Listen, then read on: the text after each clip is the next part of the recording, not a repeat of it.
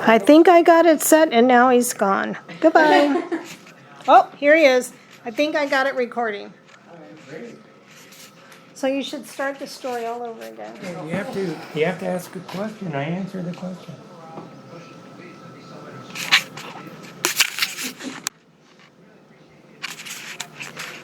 Do you know how your grandparents met? Your grandma told that story. Oh, okay. You can ask again. My kids may not know. My grandchildren would never know. Oh, okay. Okay, so how did your parents meet? Oh, my parents met. Let's see, the story goes like this. Someone in the house had called the Walter Reed Hospital, is where my father worked as a ambulance operator. And the ambulance raced to their house to pick him up. He was My grandfather. It was my grandfather. Had appendicitis. And my grandfather too. Yeah, that's true.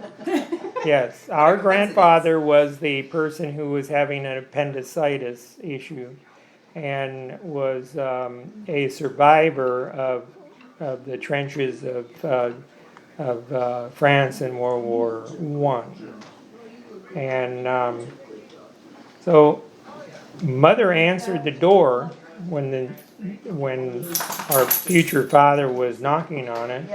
And she, according to our Aunt Beth, Mother's older sister, nearly collapsed at the door and then composed herself and said, "I'm going to marry that man someday." Obviously, it must have been love at first sight. The crew came into the house. They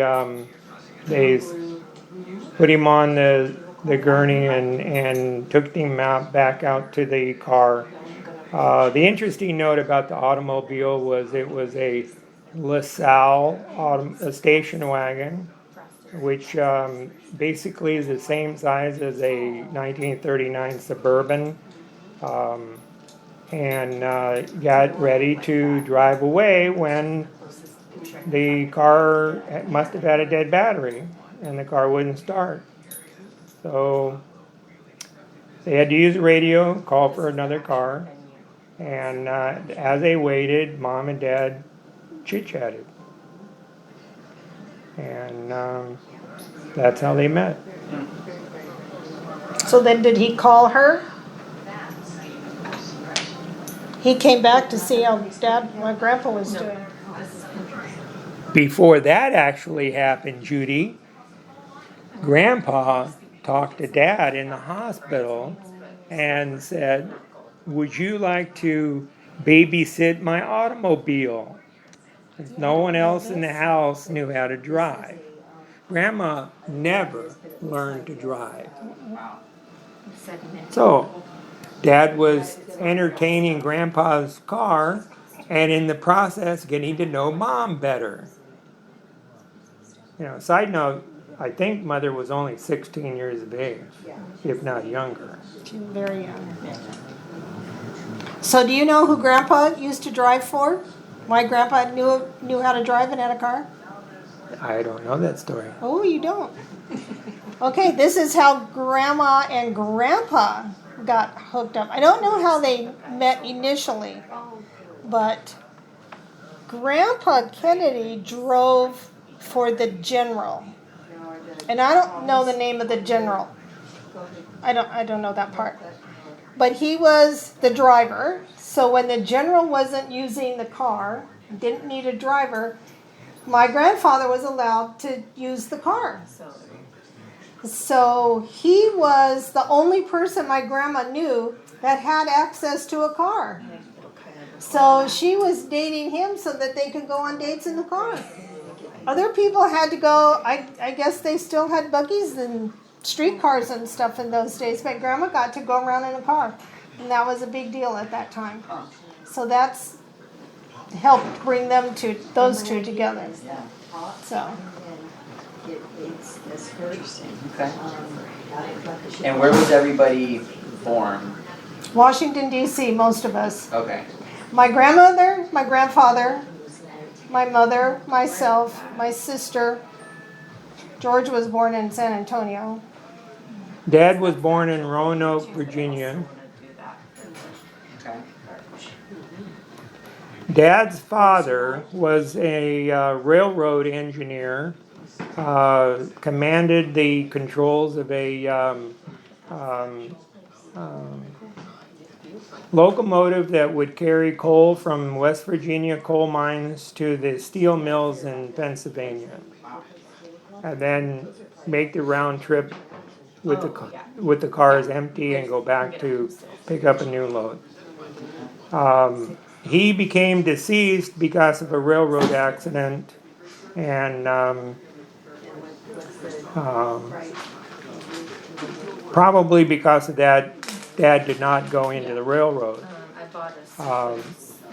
But upon the death of his father, his stepmother decided to marry a conductor in a passenger train rather than somebody who controlled the train's motion. Granddad Holt's brother also was in the railroad, and he too died of a railroad accident. And I never knew the man, and Dad may have not knew the man much either. Dad's own mother died when Dad was 3 years of age. She died of pneumonia On Christmas Day. on Christmas Day. Yeah, I mean, Christmas was never a happy day for my dad. Yeah. Yeah. I can imagine. So what brought everybody from East Coast to West Coast? Well, after Dad's involvement in World War II, he escorted coffins from New Caledonia back to the United States, probably San Francisco, and had been wounded himself once. Although it was never reported, I think he was wounded twice. But because he was the medic, he tended to his own wounds and then continued on. He was then reassigned, I think, to the Pentagon, and after I that, think back to Walter Reed. He used to be the driver for Mrs. Walter Reed. Whenever she had to go anywhere, she requested him to be her driver. now the interesting side note is that Dad told me once that he learned how to drive when he was about 14, maybe younger, because he hooked up with an older fella that produced moonshine. And this guy needed someone who could get past the police blockades. So he really learned how to drive. Yes. I never knew this.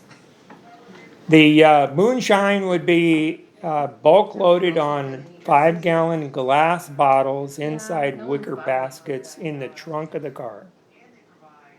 I did not know this. Dad would know the shortcuts, the detour, how to get around the roadblocks without getting caught, and therefore knew how to get around town.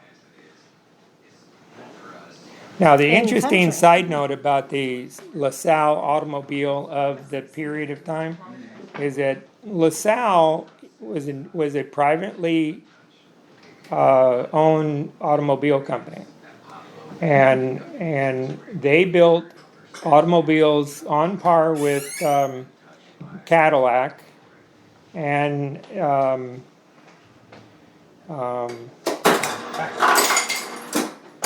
it was a company that made the car that had the big engines in them. Not Cadillac, LaSalle had them. Huh? Packard had an was famous for having also a V12 engine, which was similar to the engine in the LaSalle. The LaSalle engine was actually better than the Cadillac engine And when LaSalle went belly up, Cadillac bought the LaSalle assembly plant. But what they were looking for was all the makings for the LaSalle engine. The LaSalle engine was very similar to the V12 engines found on the P51 Mustangs that were the American-made version of the British Merlin engines on the Rolls-Royce Merlins. And, a PT boat had four of those engines. And,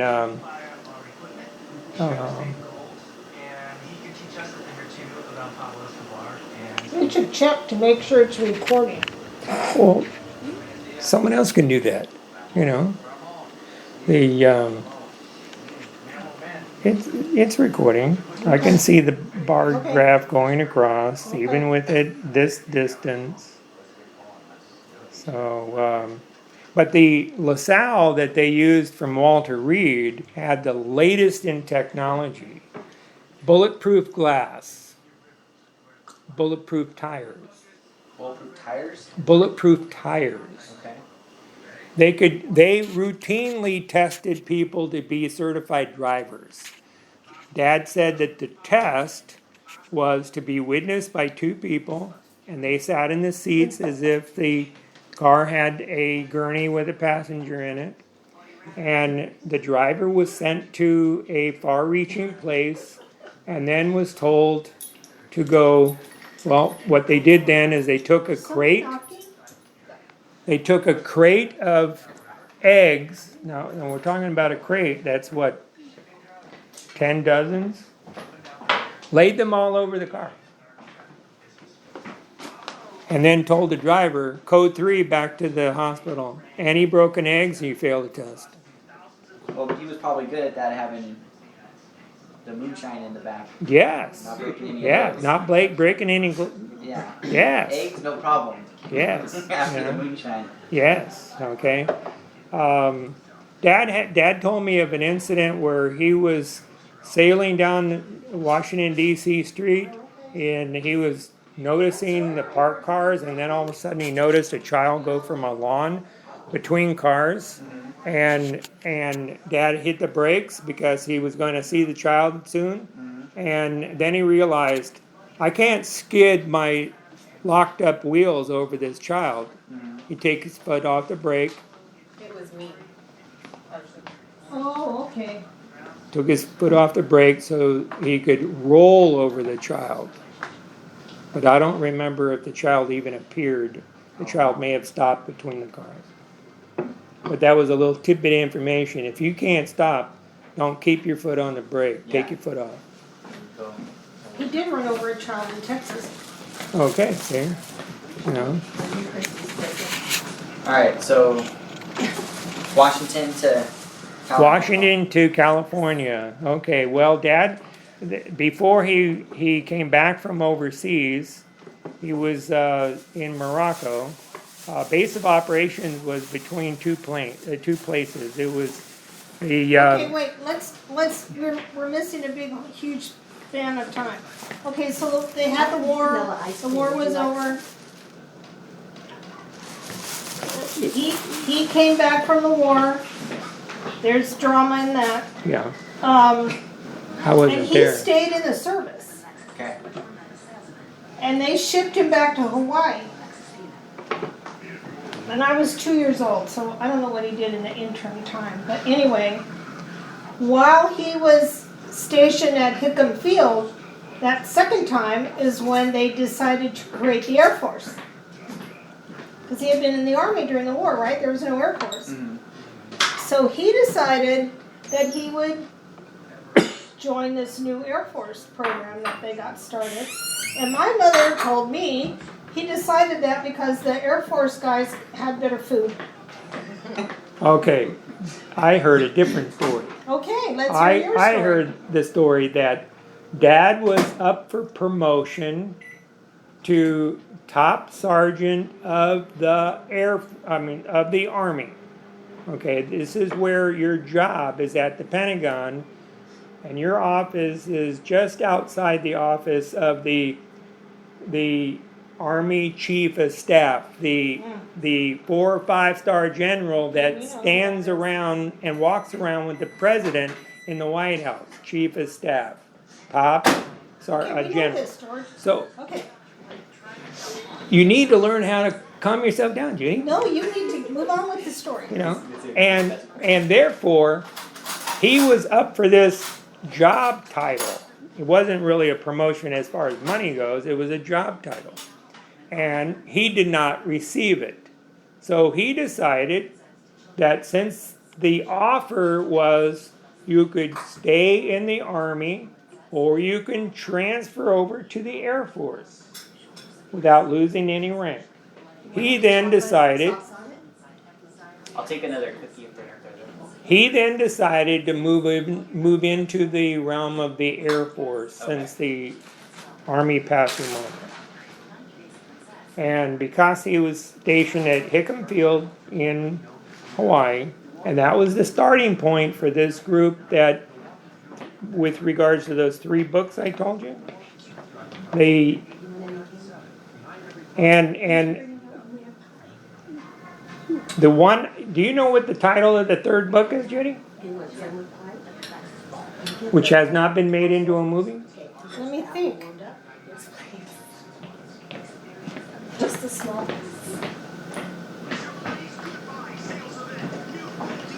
I have it at home and I'm trying to picture it and I can't. Okay, the 3 books. From Here to Eternity is book number 1.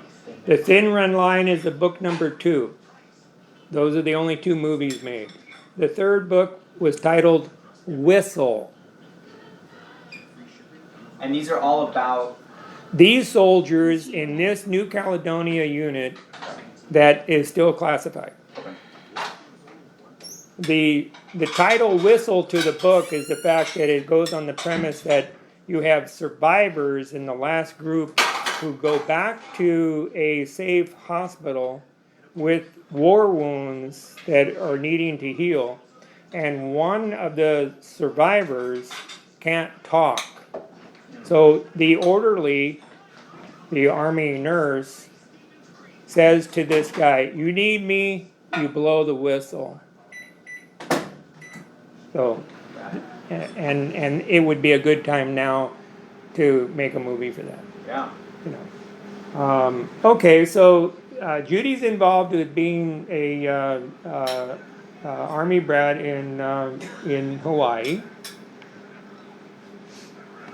and then Dad is. And when is this? What year ish? 48, 49. Okay. Yeah. And then Dad is retransferred to Washington, D.C. From Hawaii. Yeah. Okay. And worked. Somehow we ended up in Albuquerque. We lived in Albuquerque for a few years. Okay, well, maybe it was For a Albuquerque. I was while. not in the picture yet. So, And I don't remember, so there you go. but Mother did mention Albuquerque. Okay. We have pictures of me labeled Albuquerque and just a little girl. Albuquerque may have been the Air Force base where they were testing the bomber known as the B-36. Ring a bell? I don't know my bombers, no. Well, no. The thing was that there was a notice on the refrigerator that told you when the airplanes were scheduled to start up their motors. The whole wing of airplanes on the runway, and the base housing wasn't too far away. And what they wanted everyone to know is when to open the windows of the house so you didn't shake the glass and break the windows, as these engines, because they were piston engines. And you didn't, because they would start up their engines and run them for a half hour before they took off. How do you know all this? Stories are told to me maybe in the womb, Judy. I don't know, Okay? And, that's just the way it is, okay? The interesting side note about the B-36 is at the same time, the Air Force had been testing the flying wing, Lockheed's flying wing, which also had propeller engines with the propellers behind the wing. B-36 had the propellers behind the wing. Well, there was a mishap and one of the flying wings crashed. Edwards Air Force, future home, Edwards Air Force Base. The flying wing crashed, and somebody made a report talking about the airworthiness of this airframe after the crash, and he tainted the report in the direction of difficult to fly. It was hard to manage, both in flight, taking off, or landing. Well, when Congress read all this stuff, they then said, "Oh, forget that airframe. We're going to go with something more conventional," and they went with the B-36, which I believe was built by either Boeing or McDonnell Douglas, or but not Lockheed. Lockheed was doing the flying wing.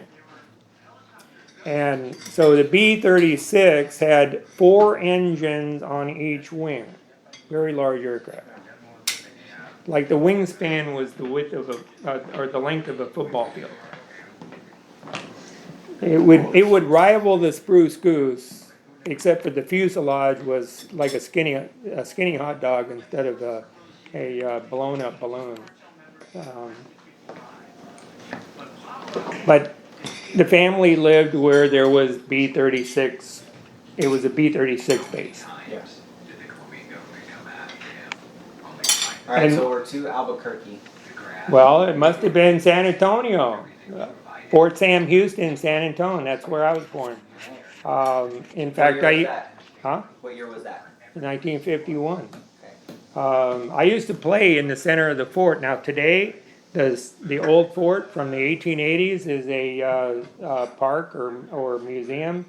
I used to play in there like as if it was, a playground. Do you remember that? You have a memory of that? Yeah. When I saw the picture of Geronimo, where you see Geronimo crouched down and he's holding a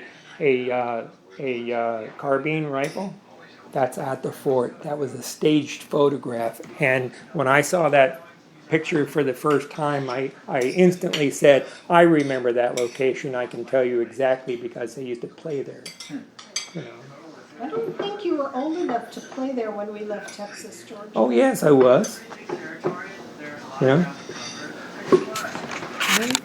We went to restaurants in this town, and I had my own 6 guns. Okay? I don't think so. My own hat, my own pair of boots. Okay? No, George, that's not right. Because you were a baby. We rode the train from Texas to Washington, and you were a baby. Maybe that's what you want to remember, But I don't. I remember the train also. Okay. Yeah. And it had sleeper cars, Yes, it did. just like in the movies, where everyone's kicking everyone, Yeah, my baby brother was. Yeah. I just Yeah. have this mental image now of him like in the train car in a diaper with like 2 guns on the side. Right. Okay. I don't remember the diaper part. Okay. So I remember that part though. Okay. Mother remembers that part too. And wherever I went, Dad called me Tex. Okay. So is that what you tell to a child in Sure, diapers? if the child's born in Texas. Okay. Okay, I want to do a timeline. What year were you born? 53? 53. So, as Mother was saying, after we left San Antonio, we went to Washington again by train because Dad was being shipped somewhere else. Oh, wait, so we're Washington to Albuquerque to San Antonio, and then back to Washington. Right. Okay. And When my dad was going overseas, And when he went overseas, we went and stayed near my grandparents. Okay. My grandparents lived in Washington, D.C. Actually, they lived in Virginia, but that's cutting threads. So, No, we lived on George Avenue in Washington, D.C. oh, okay, whatever, Okay, so, I remember, because I was a kid. you were no longer in diapers. No, I wasn't. Because my baby brother was wearing them. Yeah, see? Okay, so let's think about this. He was born in 51, she was born in 53. She was born in Washington, D.C., so we had left Texas. Yeah.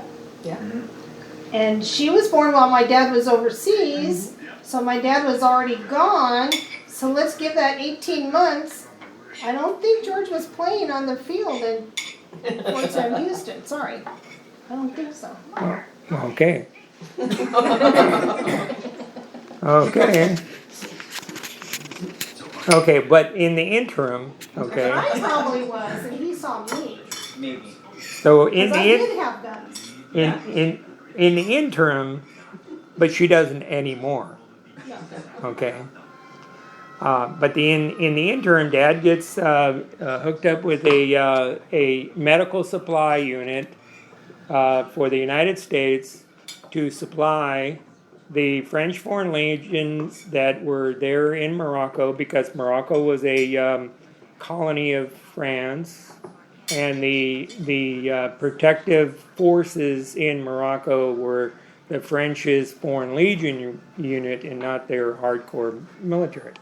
And so there was a base of operations in France along the Mediterranean Sea, and then the airplanes would fly supplies to Morocco, where they would then be offloaded and then distributed amongst the army personnel, the French army personnel as needed. And so there's lots of photographs of Dad enjoying the North African environment. He Went to visited the pyramids and the Sphinx and all that stuff, rode camels and did all that tourist stuff. and must have enjoyed himself. But and then after that, Kathy was shocked to see Dad for maybe years.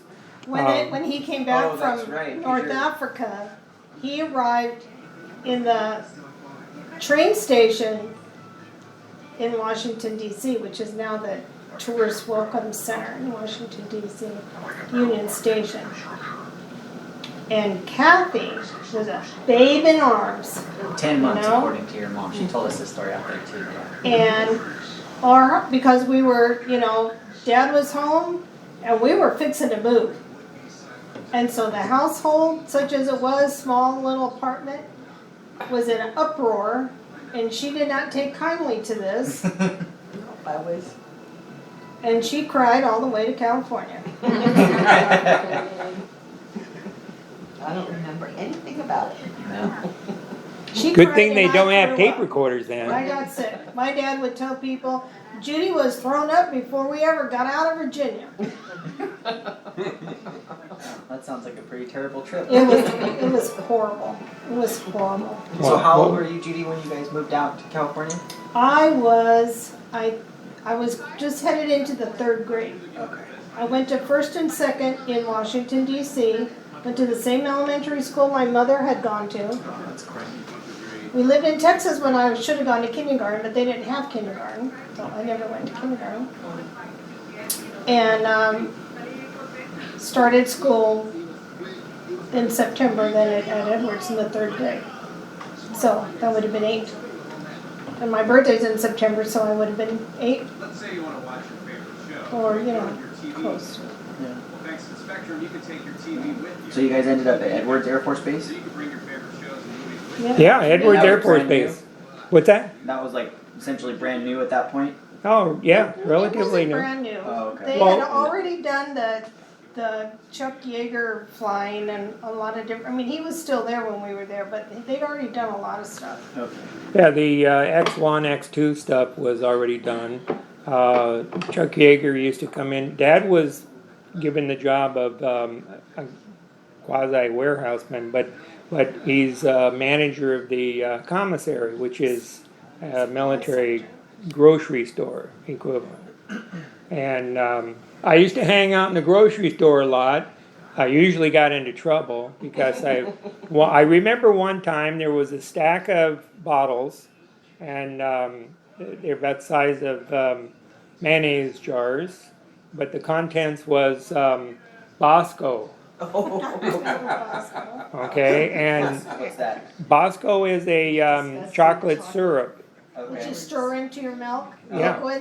A liquid? Yeah, it spoonful into a glass of milk and it dissolves Pretend to be into, chocolate. Okay. makes your own chocolate milk, Unlike Hershey's is designed to go into a bowl of ice cream, not into a milk. Okay, so go on. Okay, so mom, I'm walking alongside of mom, and mom says, "Oh, grab a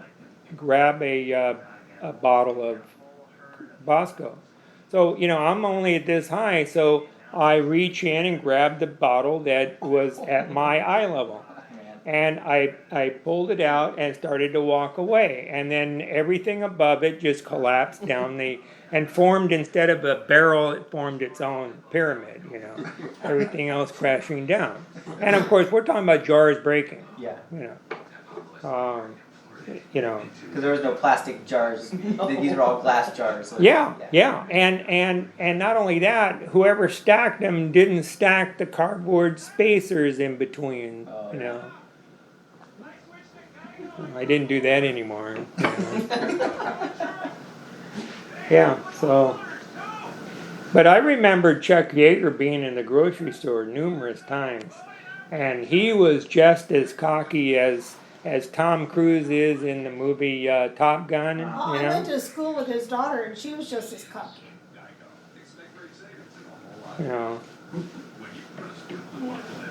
But Chuck Yeager, when he retired as a test pilot for McDonnell Douglas, I believe it was, instead of getting a gold watch, the airplane manufacturer gave him his own personal F-4 Phantom aircraft. Wow. Really? Wow. And it had Chuck Yeager pilot on it, right? It did not have any guns on it, Judy. Okay, no hard points for mounting bombs or anything like that. But he had lifetime supply of fuel for that airplane. Wow. All he had to do is just fly it back to where he picked it up at, and he'd gas up and go wherever he wanted. That in itself is incredible. So Yeah. what was it like as kids growing up on an Air Force base? Like, what is that?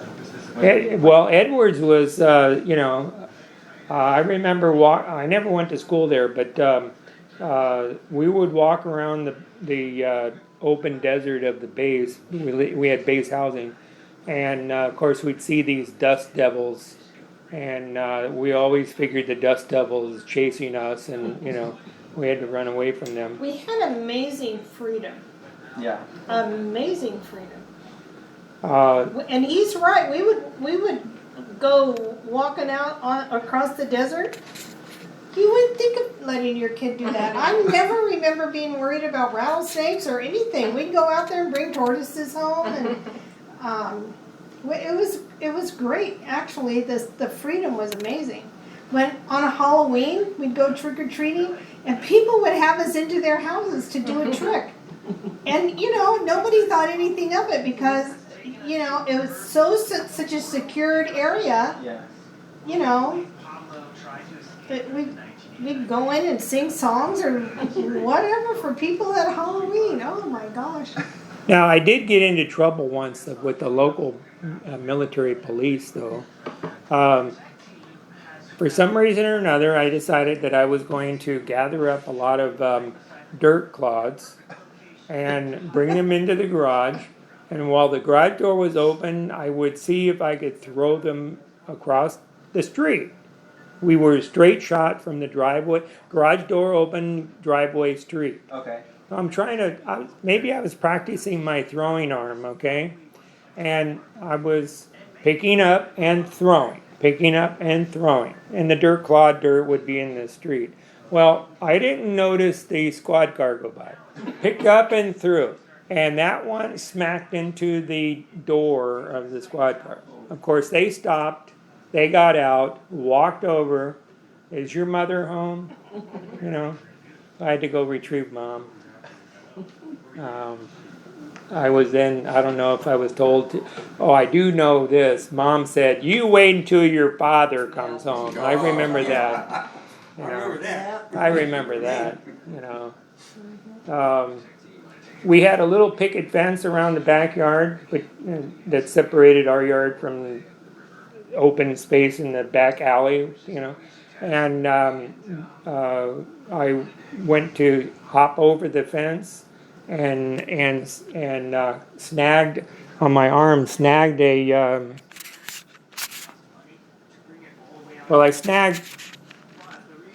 my hand slipped and it went down along the side of the vertical fence, Post. not the post, but the slat that ran up and down. And there was a protruding point of a nail on the other side. And I got a very large gash on my arm right here. I still have the scar from that.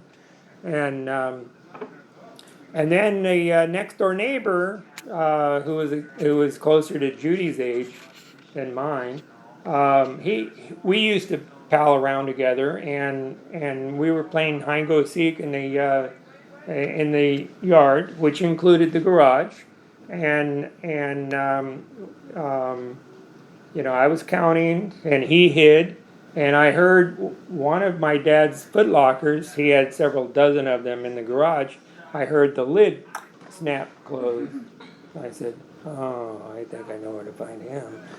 And so I yelled, okay, ready or not, here I come. And then I tiptoed over to the footlocker, and then I jumped on top, and I said, Gregory, I got you. And I just sat on the lid. And he is trying to pick me up off of it. And just sitting on the lid, and then I must have got distracted. Well, I think Mother called you to come in. Okay, but before I left the garage, I latched the lid. Oh, jeez. Uh-oh. So I went out of the garage, right? And so Mother went into the garage because she was doing laundry, and she had an old-fashioned Ringer washing machine, and it was running, and so she went in the garage and she heard kind of noise, and she unlocked the lid, and Gregory was inside. Well, why are you in the footlocker? I was hiding from George, and he found me. Yeah, so wait until your father comes home. I get to hear that again. You know. Yeah. See. How long were you guys at Edwards? 3 years. 3 years? Yeah. Kathy, do you have any memories of that then? The only memories I have is slamming my finger in a door, getting stitches, and taking my mother's pills and getting my stomach pumped. Oh, And I think that's all we have of Edwards. You were Well- pretty small. Yeah. so you're saying you had a good time there? No, she was too little. I was Because if you 3. think she was less than a year old when we got I there. had Yeah. 3. So yeah, it's 3 or 4, huh? Yeah. I mean, I really don't remember those. They were just stories that were told. And I got the scar, and you know, I had my stomach pumped for taking my mother's drugs. How you get a hold of drugs, right? But she was the test bed for the reason why you have to put child-resistant lids on the medicine bottles. Okay, you know. Now, I was the test bed for why you need to do other things. Okay. Why you need to have a latch inside the trunk so you can get out of somebody Yes, yeah. Yeah, they have those now in automobiles. Yeah. You know. That's right. But I I was exposed to a plant that is poisonous to me first when we were in Edwards. And the plant is known as black nightshade. It's in the same family as tomatoes. And it was just dermal contact of the plant against my back of my hand or arm. It wasn't like as if I was chewing on it or anything, you know.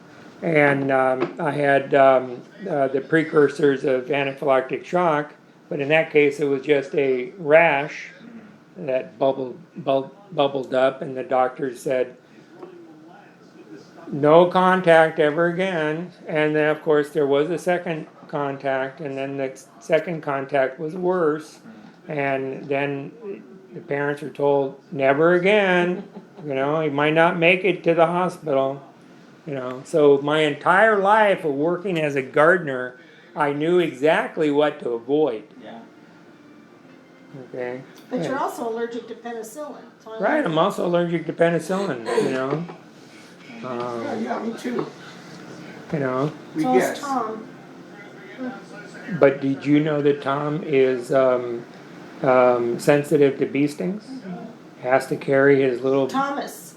bee kit. Thomas. No, No, Tom is Tom. too. Tom. Tom. Tom. Thomas is too then. Well, Okay. Tom is. 'Cause I Tom told me remember- that kept him out of enlisting into the military when he wanted to go. I don't know where she ever got that story. I got it from Tom. You got it from Tom? Yeah. He never told me he wanted to enlist.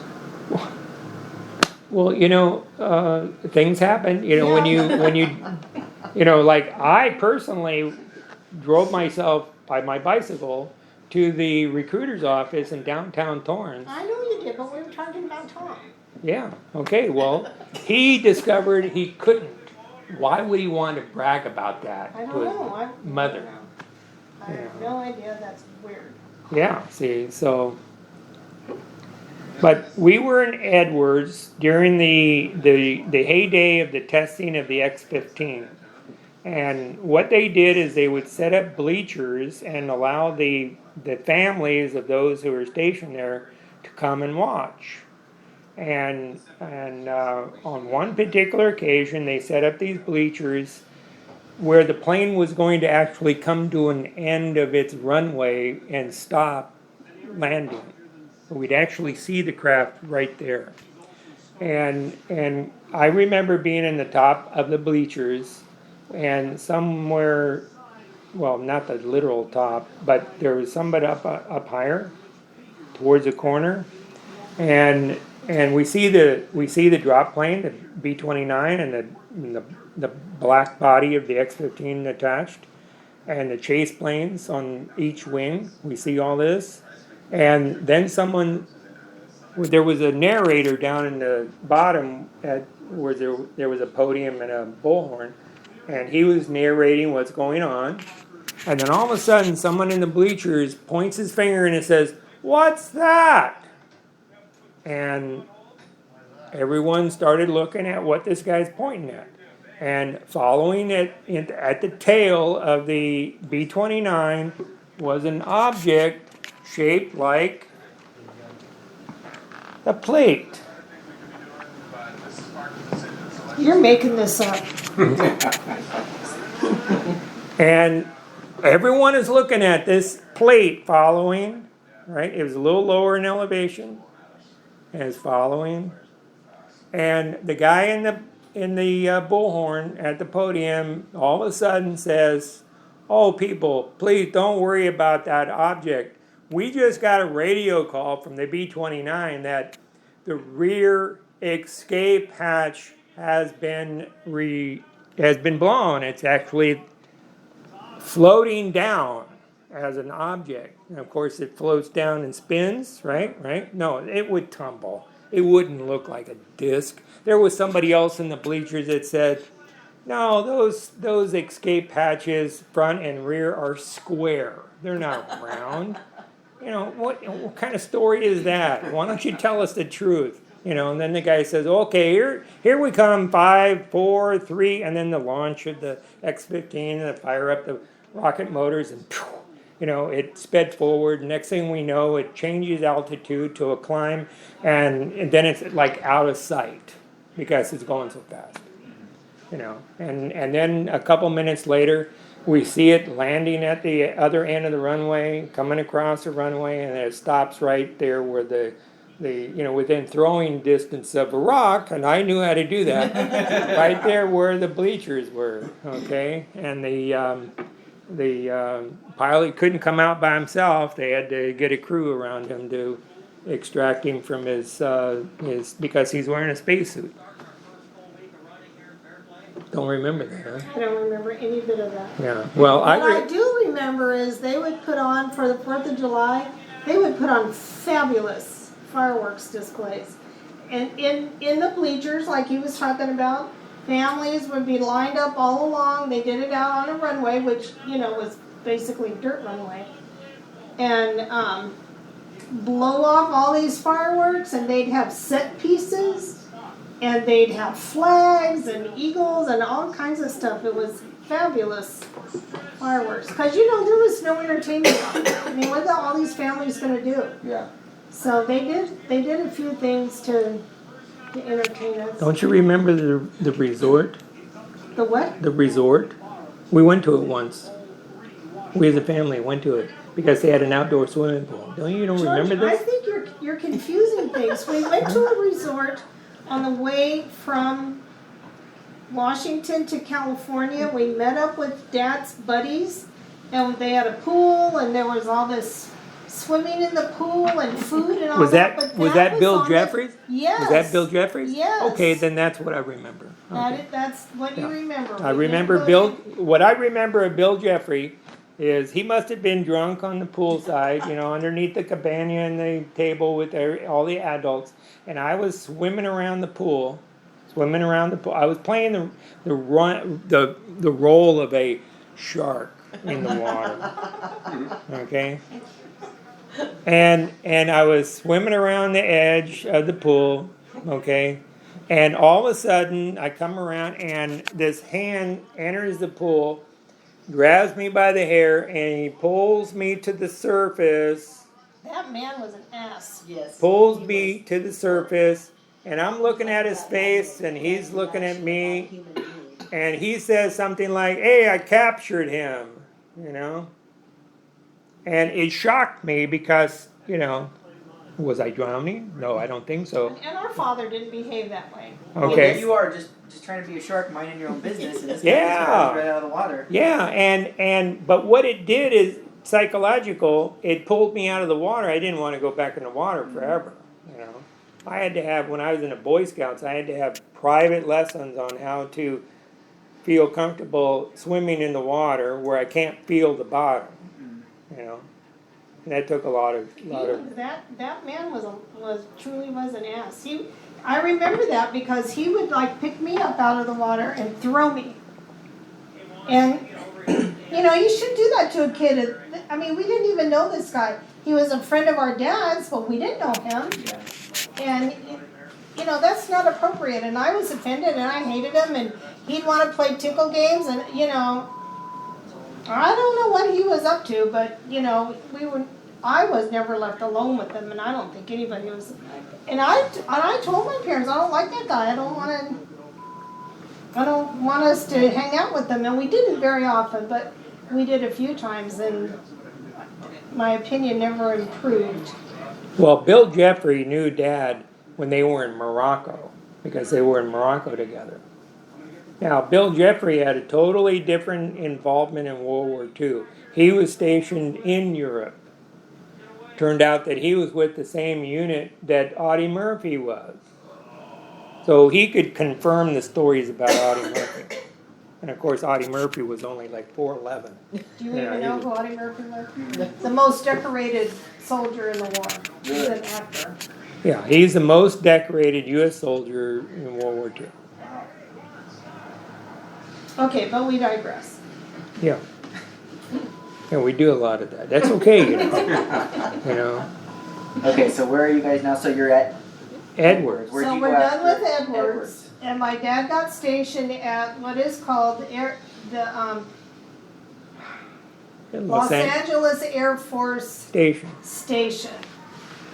Is that by the airport? It was by the airport, but it was, again, he was in charge of the commissary. He started out, George didn't tell you this, he started out somewhere along, or didn't start, he started as a medic, but became what you would know as a supply sergeant. Okay.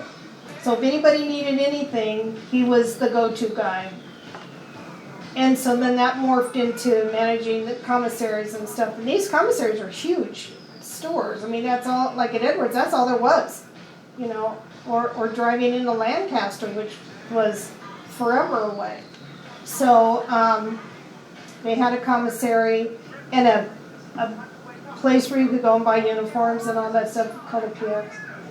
And so this was an Air Force base. It didn't look like an Air Force base because it was all mostly paperwork. And they were involved in some less than public activities at that time, you know. So they had office buildings and stuff like that. So it wasn't like a real base. Yeah, but it was on the southeast corner of the, if you square off the airport of Los Angeles International, the southeast corner of that of that facility.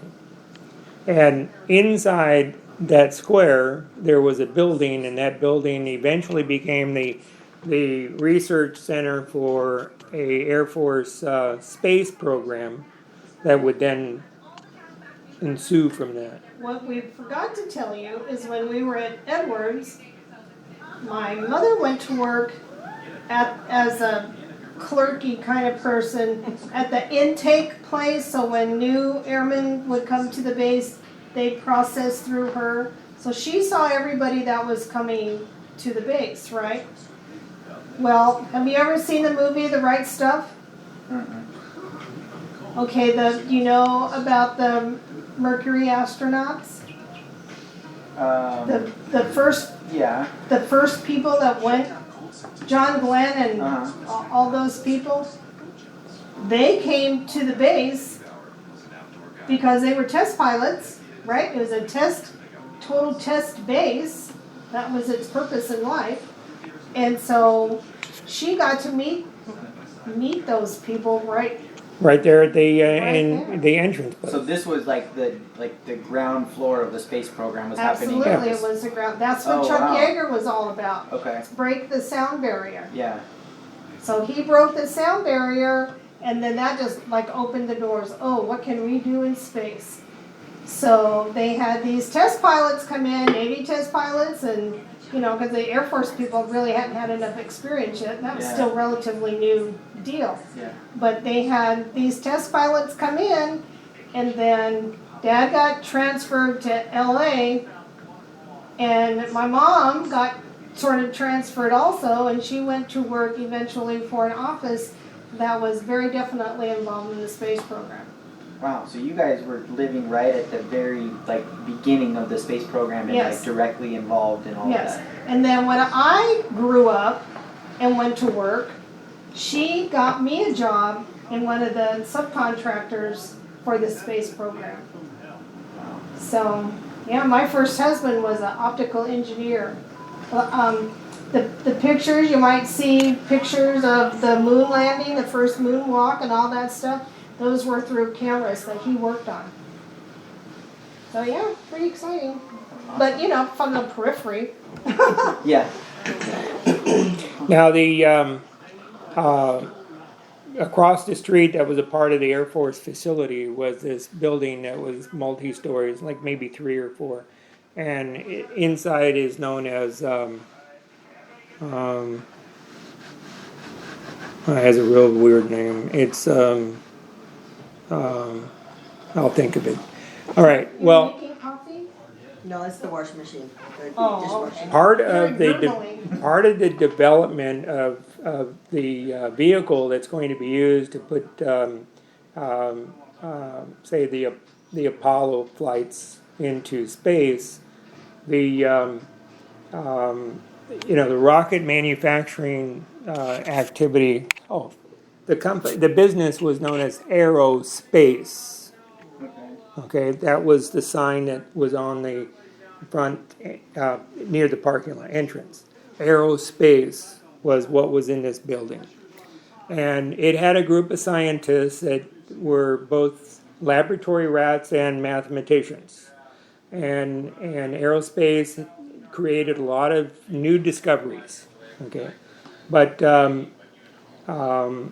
one of the things that we as a unit needed to do to put like mother's operational job was secretarial clerical stuff, but who she was assigned to was a Air Force colonel, and what he was responsible for was a group of people to design a way of putting a satellite in space that would either have a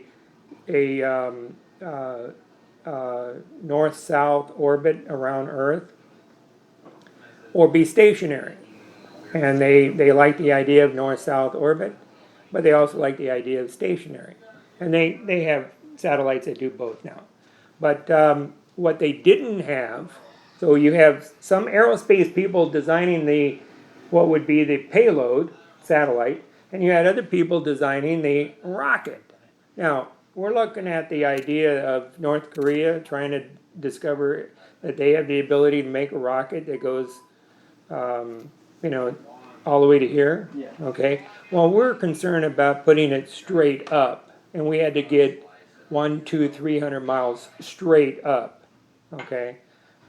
This guy is thinking about putting something that can go 7,000 or 8,000 miles horizontal. Yeah. And so he's doing something that's different than what the Air Force in the late 50s, 60s were doing. Okay, so aerospace was looking at all these different ideas. Mom's operation was looking to put a satellite so that it could observe Russia's eastern seaboard and take pictures.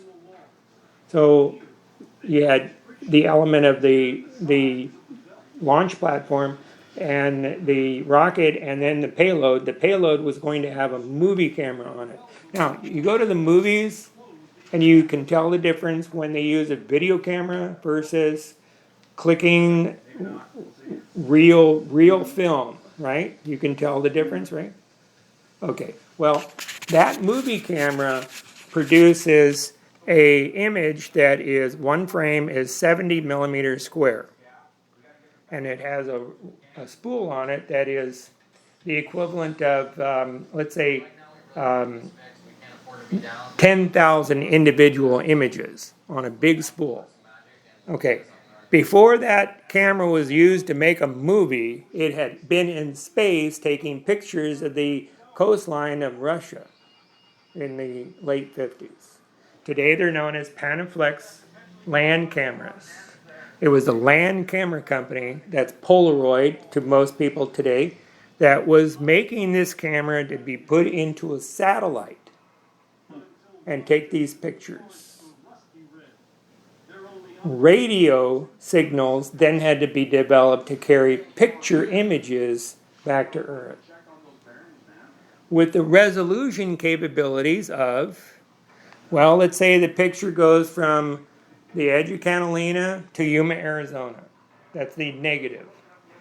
You put that negative under a microscope with a technician knowing what he's looking for, and he can find you in the parking lot where you work.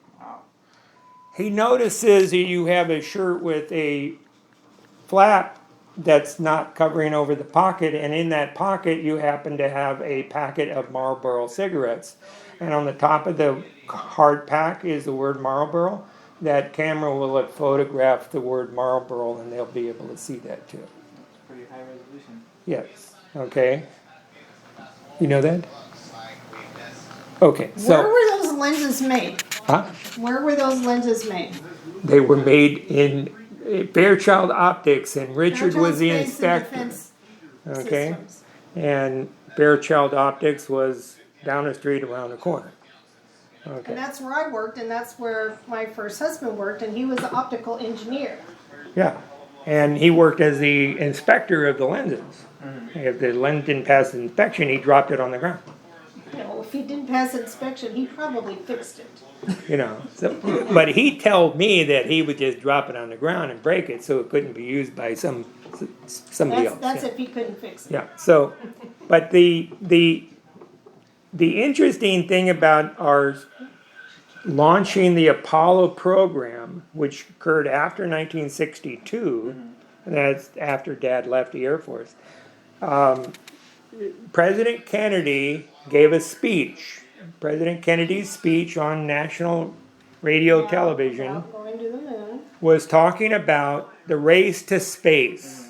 We're in a race to space. We should be able to put a man on the moon by the end of the decade, so and so forth. You know, that speech, Wasn't right? that his inauguration speech? Or no, that was a different one? May have I been, think that was the astronaut, what you can do. Oh. yeah, right. And that was like maybe in his last 6 months of his life, I think. Okay, so. And a very important person in JFK's life saw that presentation and called the president and called the White House and asked to speak to the president. JFK was shocked. This is, I'm sharing information that I know is, may not be unclassified, but it is, okay? All right, so this individual Should I leave the room? happened to be President Tito of Yugoslavia. Okay. He speaks through an interpreter because his English wasn't good enough, okay? So through the interpreter, he tells President JFK, I enjoyed listening to your speech. I think you need to come and see what I have that you can have. So the president said, you have a model of what you want to show me? He says, yeah, we have models. You know, something that would fit in a suitcase. Yeah, we have those. Desktop models. Yeah, bring one to me. So President Tito got an airplane and flew to Washington, D.C. and had a one-on-one in the Oval Office with JFK. He opened up the case, pulled out the model, laid it on his desk. Guess what it was? It was the Saturn V rocket. Okay, I need to know how Engine. you know this. How do you know this? Because I read the classified document.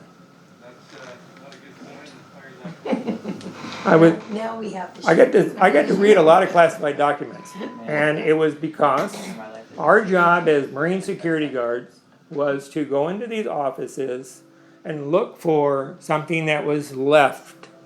Say, like maybe a report that is being retyped for the third time, and the secretary forgot to lock it up. But what she did is she pulled it out of her typewriter and stuffed it between layers of papers in the top drawer of her office desk. Well, we're thumbing through this stuff, right? And if we don't find anything, we look for crinkled up pieces of paper in a wastebasket. We don't find anything there, we look for other things elsewhere. Then we start looking for combinations that may have been changed on their bar locks or their wall safes, and if we can't open it up, then someone in our unit would try to get the stethoscope and use the stethoscope to see if we can pick the lock. We couldn't Did pick. you bother to tell them that you were embassy guard? Yeah, the mother said that earlier. Oh, okay. So all this is being done. So one of these days, you're able to open up a locked filing cabinet. When you're able to do that, then that means when the CIA's, if that was a CIA office, when the guy came in to change the combinations, he didn't pick a sufficient, difficult to pick combination. We would then pull the drawer open, write a violation, put it on the top drawer, close the door, and secure the bar lock. The secretary would come in the next morning, open up the safe, notice that the security violation was placed there, and then it would go on the office file that their safe was open. Whoever responsible for securing it. In this case, we would write that it was easily picked rather than to say it was open and get somebody into trouble. You know, we figured the combination out. Get somebody back here to make it something that we can't figure out. Yeah. Well, I was reading a document, and the document was about the conversation that Tito had with JFK. Now, I'm reading the document, and the document is labeled somewhere in 1960, and I'm reading this document in 1971, or maybe 72, I don't remember which embassy. And, oh, very interesting, okay? The Saturn V was made in Germany by the Germans in Yugoslavia during the war. President Tito became the president of Yugoslavia at the conclusion of World War II because Hitler's out of the question. Okay? That rocket design was designed to launch the German A-bomb to go from Germany to New York. Jeez. Okay, go ahead. Okay, see? So Tito ended up saying, hey, we have 5 of these in a hangar. Take it apart. We can ship them to you, any destination, and have them reassembled. You can supply your own fuel, put your own warhead on, and use them. Now, Especially where is Yugoslavia? Yugoslavia is Is it that's Eastern Europe? Eastern Europe. Eastern way Europe. But it wasn't. Eastern Was that Europe. ever part of like the Eastern Bloc, Union, Soviet or- Union. It became a part of the Soviet Union. Oh, okay. Okay. The Soviet bloc. The Soviet bloc, right. So this was pre that happening. Well, it was in the transition of it Okay. becoming, but Tito, while Tito was alive, Yugoslavia was allowed to be an independent nation, Got it. Okay. and not after Tito passed, then his successor joined with the Soviet Union. Okay. See, I thought that was the case, because then I was wondering why would the Soviet Union Help us. help us? But that makes sense if they were an independent. Well, but see, other classified information, when JFK gave the I'm asking speech, too many questions. Never mind. when JFK gave the speech that we're in a race to space, he wanted to say, we're in a race to space with the Russians and we're just like this. Oh. Rather than opposing forces like a football game. Yeah. We're like this. But we were actually like this. No, Oh. no. He wanted to say, we're racing to space like this. We want to beat the Russians, is what he wanted to say. No, he wanted to say this, okay, that we're teamed up with the Russians working together rather than working independently. But what one was actually? The NSA didn't allow him to say this. He could only say this. Well, they did this secretively, and this was part of the black ops stuff. Okay? And if you knew the rest, you'd probably pass out. You know. So the You wouldn't have to shoot me.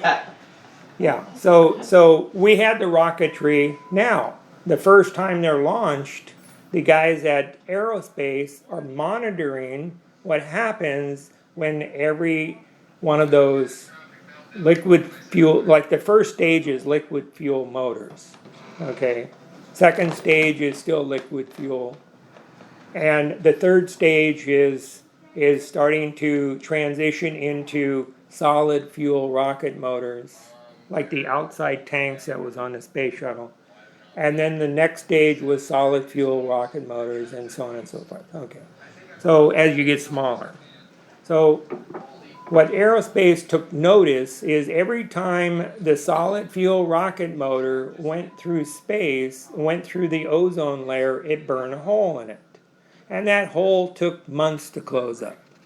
So they did this mathematical equation saying, for the number of satellites that we want to put in space around the world, we're going to have the ozone layer looking like Swiss cheese in no time.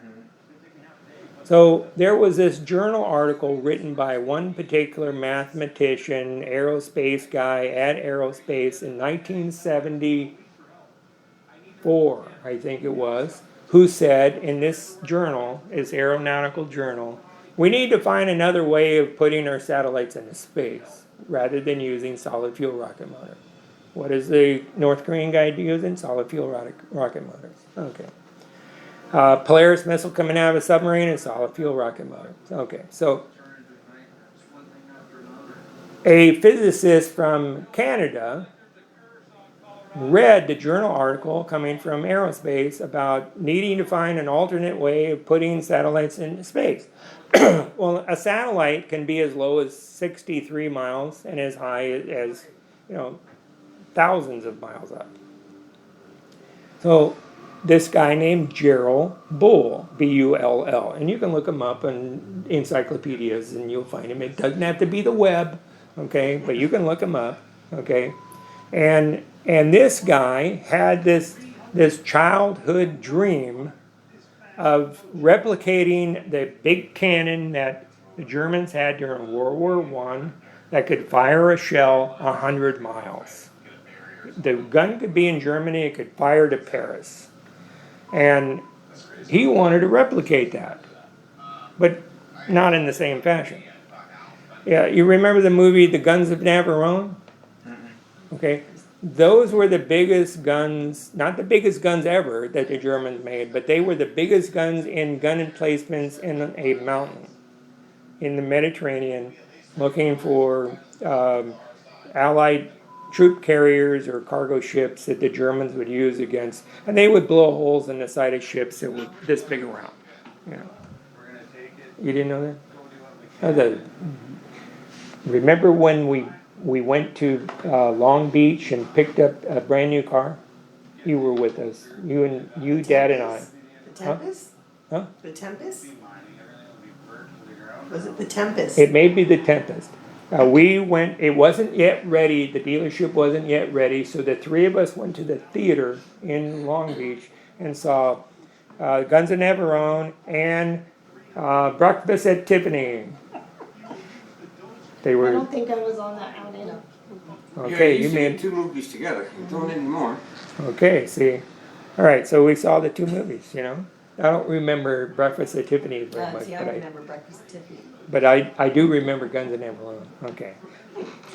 So Gerald Bull was putting together this device that he's going to launch satellites into space. And he was using defunct battleship cannons, and he had a machine shop in South Africa that was making gun tubes that were larger in diameter and longer. And every time he tested these things, he was being watched by the paparazzi, and they were taking pictures and sending them to weird magazines, and he wanted to go someplace where he wasn't going to be watched. So he sent out this little feeler for who would be interested in hosting Gerald Bull's discoveries. And Saddam Hussein answered and said, we have lots of desert and we can guarantee you're not going to be watched. So Gerald Bull put together his last cannon tube. There are pictures on the web of this cannon tube. This cannon tube was actually designed to basically look, if it was flat on the ground, it would look like a service line for a section of pipe that ruptured and it needed to go in the ground to replace, because at both ends are flanges, it needed to be bolted together and then welded. So this thing had an interior diameter of 3 feet and a length of 150 yards. And it was to be strung up in the air and then tethered. It had its own gantry kind of gun platform. And like I said, there are pictures in the desert of Iraq where this thing was. And the projectile looked like two 55-gallon drums stacked on top of each other. And it was about that big. Of course, one end would be rounded over. And the projectile the bullet, in other words, may have weighed 2,000 pounds. And they were testing things that were going to be rocket assisted and non-rocket assisted and just a propulsion mechanism. They didn't use gunpowder. They used a propellant that was similar to propane, gasoline, and something else, you know. They may have used a big lighter to ignite it, you know, but on the third launch, they put a satellite in space, and it stayed there. Okay? Well, he wrote up a night, because he's an astrophysicist recognized around the world, he writes up a nice article and sends it to one of these professional astrophysicist journals, and they publish it and send it to similar professors in the field, right? Okay, shortly thereafter, the intelligent guys in Israel read this, and they do their calculations based on where they think this gun is, and then they said, you know, if he, instead of going this way, pointed it that way, he could probably launch a 2,000-pound bomb to us. So whoever was president of Israel at the time then concluded this needs to go. So we're going to have a secret mission and have the Secret Service soldiers of Israel find Gerald Bull, all his operations, all his laboratories, all his unknown manufacturing locations, hit them, kill them, and destroy them, burn them down, and blow them up. They did that all in one day. They had like 20 different places. They had 22 different strike teams. They did it all in one designated day. And then eventually, Saddam Hussein is wondering why Gerald Bull didn't come back. Okay? Because he did. Because he's been taken care of. Okay, so Saddam Hussein decides to dismantle this gun tube and then dispose of it. And his initial disposition of it was to bury it in the desert. Maybe he put it to use and made it a part of an aqueduct pipe, you know. But he had the bullets that would have gone into space, okay? So the story goes like this. When Herbert Walker Bush tells his son, the now President George W. Bush, that Iraq does have a weapon of mass destruction, go find it. That's what he's talking about? That's what he's talking about. That's what he's talking about.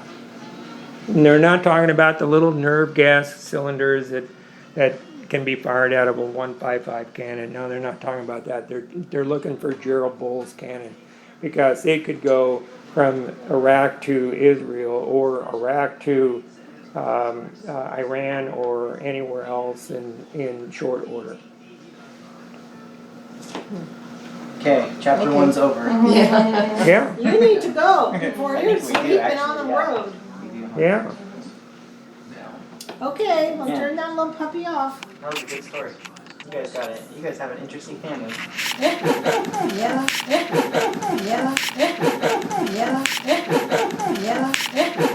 Yeah.